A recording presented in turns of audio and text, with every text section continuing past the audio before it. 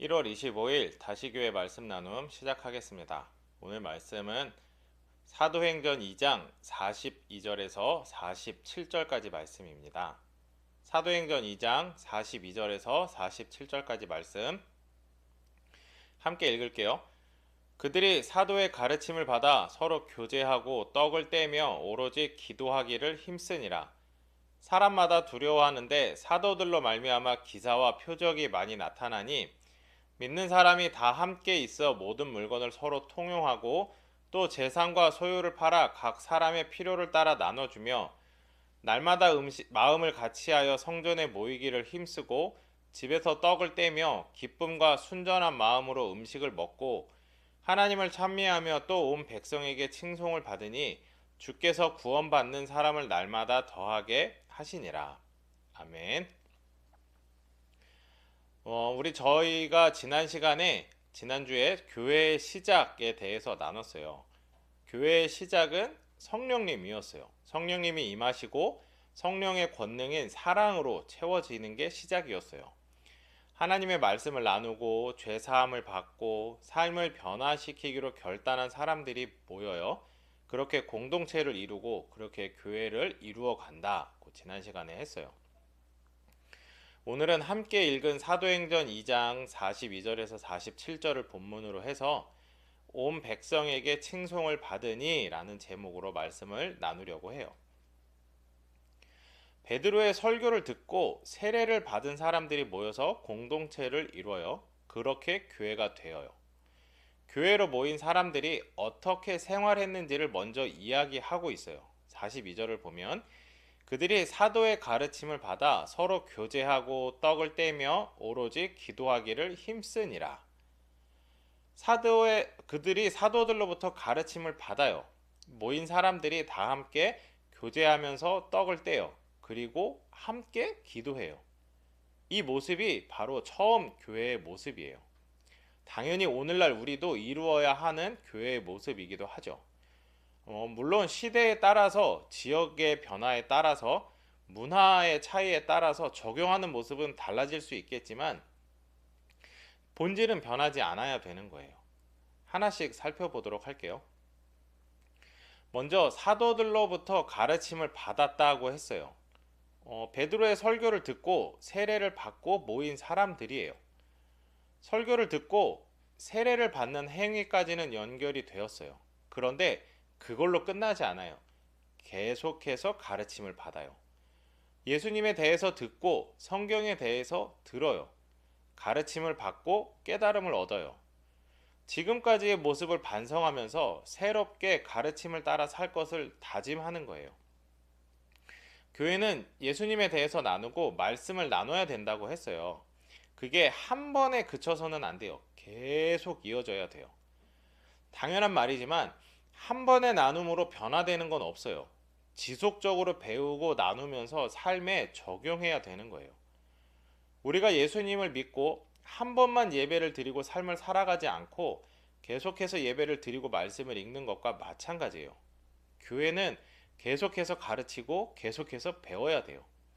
그게 설교의 형태일 수도 있고 성경 공부나 공동체 나눔이나 여러 가지 모임의 형태일 수 있어요.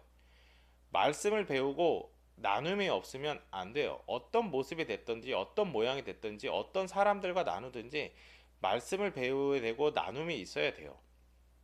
한 번으로 끝나서는 안 돼요. 멈추지 말고 지속적으로 이루어져야 되는 거예요. 교회의 다른 모든 활동들은 가르침과 배움에서 시작된다고 할 수 있어요. 말씀을 준비하면서 설교를 준비하면서 다시 한번 마음을 새롭게 하게 됐어요. 성경을 읽고 묵상하고 전하는 사람으로서 최선을 다해야 되겠다. 그래야겠다는 각오를 새롭게 하게 됐어요. 가르침을 받는 사람들이 더 많이 깨닫고 변화될 수 있도록 더 많이 노력해야겠다. 이런 각오를 새롭게 하게 된 것 같아요. 제가 말씀을 전하는 데 있어서 정말 최선을 다해서 준비하고 담대하게 전할 수 있도록 여러분들이 기도로 함께 해주시면 너무 좋겠어요. 그렇게 말씀을 전하고 또 듣고 거기서 변화를 시작하는 다시교회가 될 수 있도록 같이 기도하고 노력하면 좋겠어요. 자, 그 후에 교회는 교제를 해요. 44절과 45절을 보면 믿는 사람이 다 함께 있어 모든 물건을 서로 통용하고 재산과 소유를 팔아 각 사람의 필요를 따라 나눠준다고 되어 있어요. 이 말씀을 기록된 그대로 오늘 현실에 적용할 수는 없을 거예요. 사회를 운영하는 제도가 달랐고 사람들의 인식도 다르기 때문이에요. 요즘에는 사유재산을 인정하죠. 그래서 많은 재산을 사람들이 소유하려고 하죠. 사유재산을 인정하는 지금 현실에서 개인 재산과 소유를 팔아서 각 사람의 필요를 따라 나눠줄 수는 없을 거예요. 물론 기부라는 형태로 그렇게 하는 사람들이 있지만 모두가 그렇게 할 수는 없어요. 한계가 분명히 있다는 거죠. 중요한 건 다 함께 있다, 다 함께 있어서 모든 물건을 서로 통용한다고 했으니까 다 함께 있다, 다 함께 소속되어 있다는 거고 서로 통용한다는 거예요. 함께 말씀을 배우고 나누는 사람들은 함께 머물러 있게 돼요. 함께 있다는 거죠. 모이게 된다는 거죠. 모여서 말씀을 배우고 나눠요. 모여서 삶을 나눠요. 삶을 나누는 가운데 필요한 것들을 나눠요. 한 사람만 나누는 게 아니라 모두가 한 마음으로 나누는 거예요. 물론 나누지 못하는 사람도 있죠. 준비가 되지 못하는 사람도 있고 정말로 나눔이 어려운 사람도 있어요. 그래도 괜찮아요. 함께 있고 교회를 이루었다는 마음이 있으면 되는 거예요. 그게 교제의 시작이에요. 서로 물건을 통용하고 필요를 채워주는 그런 모습은 결과로 나타나는 거예요. 결과가 나타나지 않더라도 그런 마음을 공유한다는 게 중요해요. 모인 사람들, 교회는 예배해요. 날마다 마음을 같이 해서 성전에서 모이고 집에서 떡을 떼요. 교회, 신도들의 모임은 성전에서도 이루어지고 집에서도 이루어져요. 예배와 교제는 성전에서도 이루어지고 집에서도 이루어진다는 거예요. 오늘날로 치면 교회에서만 예배를 드리고 끝나는 게 아니라 집에서도 예배가 이어져야 한다는 거예요. 신도들은 성전에 모여서 사도들로부터 가르침을 받았어요. 그리고 기도하고 하나님을 찬미했어요. 날마다 시간이 허락하는 대로 성전에 모였어요. 말씀을 배우고 나누고 기도하고 하나님을 찬미했어요. 예배를 드린 거죠. 오늘날 우리는 사실은 매일 교회에 모일 수는 없을 거예요. 그렇다고 말씀을 배우고 나누고 기도하고 하나님을 찬미하는 것을 게을리해서는 절대로 안 돼요.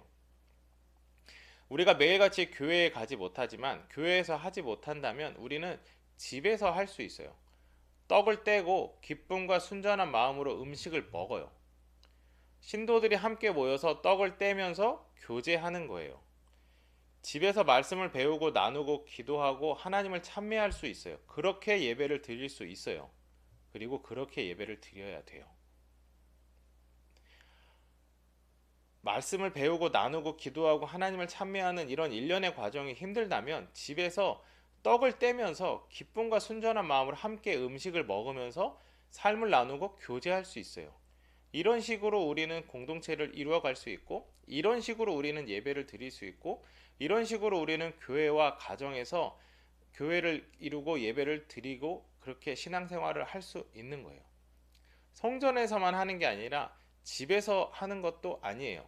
성전에서도 하고 집에서도 하는 거예요. 어디서든 말씀을 배우고 나누고 기도하고 하나님을 찬미하고 떡을 떼고 교제하는 거예요. 그렇게 교회를 이루어 가는 거예요. 그리고 중요한 거는 마음을 같이 한다는 거예요. 한 사람의 마음으로 교회가 이루어지고 이끌어지는 게 아니에요. 서로 마음을 같이 해야 돼요. 한 말씀을 읽고 나누면서 마음을 같이 하는 거예요. 같은 마음을 갖는 거예요. 서로의 마음을 말하고 들으면서 마음을 공유하는 거예요. 한 마음으로 모이고 교제하는 걸 놓쳐서는 안 돼요. 교회는 한 마음으로 모이고 교제해야 되는 거예요.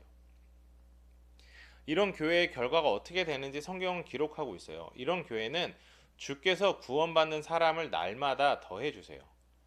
단순히 숫자가 늘어난다는 의미가 아니에요.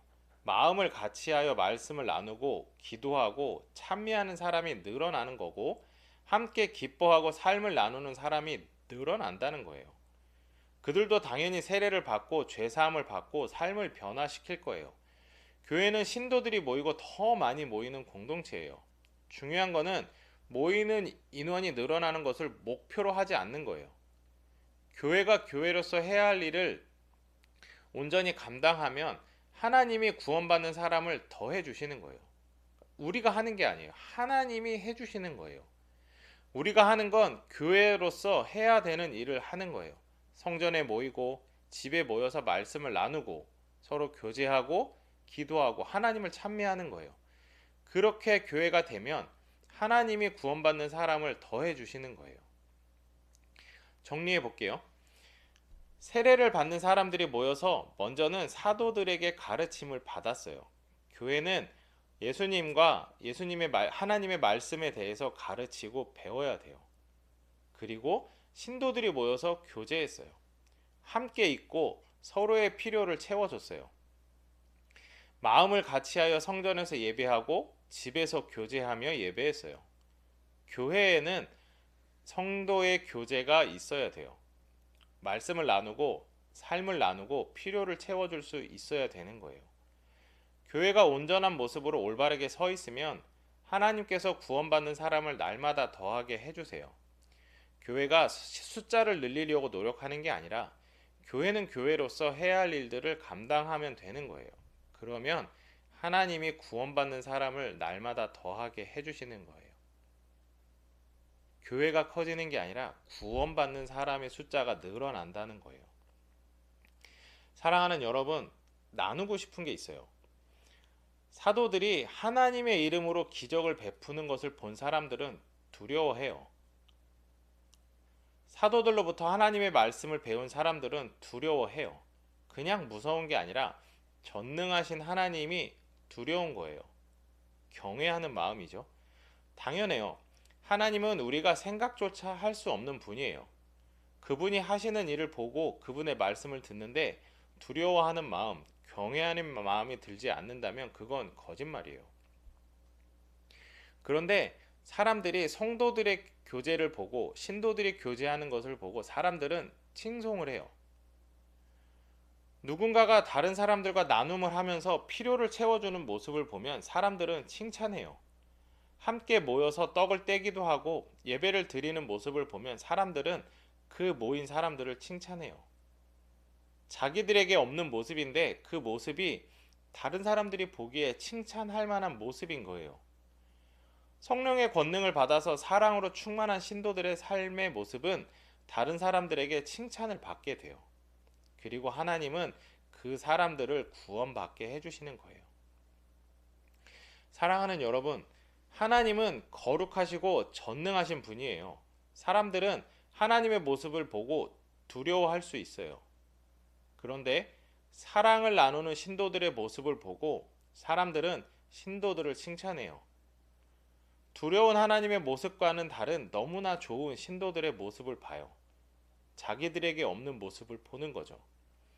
사랑으로 충만한 신도들이 함께 예배를 드리고 함께 삶을 나누고 필요를 채워주는 모습을 보고 사람들은 칭찬을 하고 관심을 갖게 돼요. 그런 공동체를 보고 하나님이 구원받는 사람을 날마다 더하게 해주시는 거예요. 우리가 이런 공동체가 되었으면 좋겠어요. 우리가 이런 공동체가 되기를 기도해요. 사람들의 칭찬이 목적이 아니에요. 하나님을 나누고 삶을 나누고 사랑을 나누는 공동체가 되기를 바래요. 하나님을 예배하고 서로 교제하면서 사람들에게 하나님을 전하고 교회를 알리는 그런 공동체가 되기를 바래요. 우리 다시 교회가 그런 교회가 되었으면 좋겠어요. 교회의 성장이 목적이 아니라 성도의 나눔이 목적이 되고 함께 모여서 하나님을 예배하는 것이 목적이 되고 그렇게 다른 사람들에게 하나님을 전할 수 있는 교회, 그런 교회가 다시 교회가 되었으면 좋겠고 그런 성도들이 우리 다시 교회 성도들 나아가서 우리 공동체 모두가 되었으면 좋겠어요. 제가 기도할게요. 하나님 감사합니다. 오늘 성도의 교제에 대해서 나누었습니다. 전능하신 하나님, 하나님이 두려운 분이지만 하나님 성도들이 함께 하나님의 말씀을 나누고 서로의 삶을 나누고 교제할 때 사람들이 우리를 칭송하며 하나님을 찬양하며 함께 구원받게 되는 것을 알았습니다. 하나님, 우리 안에 온전한 교제가 있게 하시고 무엇보다 온전한 예배가 있게 하여 주시옵소서. 그래서 우리를 통하여 다른 사람들이 하나님을 보게 하시고 그들도 구원을 받을 수 있는 그러한 교회, 그러한 다시교회가 될 수 있도록 하나님 인도하여 주시옵소서. 예수님의 이름으로 기도드렸습니다. 아멘. 다시교회 말씀 나눔을 마치도록 하겠습니다.